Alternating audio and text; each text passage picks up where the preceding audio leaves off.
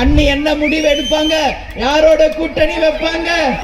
நீங்க யாரை விரும்புறீங்களோ அவங்க கூட தான் கூட்டணி.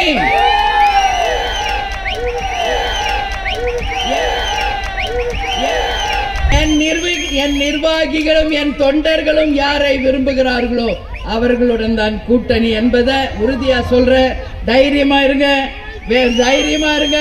நல்ல கூட்டணியை முடிவெடுப்போம்.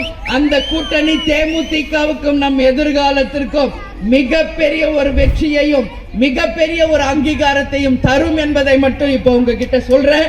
எனவே நான் 3ஆம் தேதி இந்த 4ஆம் கட்ட பிரச்சாரத்தை முடிச்சு சென்னைக்கு செல்வேன். சென்று சற்றேறக்குரிய ஒரு வாரத்தில் உங்களுக்கு அதிகாரப்பூர்வமான அறிவிப்பு தலைமை கழகத்தில் இருந்து தருவோம் என்பதை இந்த நேரத்தில் உங்ககிட்ட சொல்ற உறுதியா. எனவே தைரியமா இருங்க எல்லாரும்.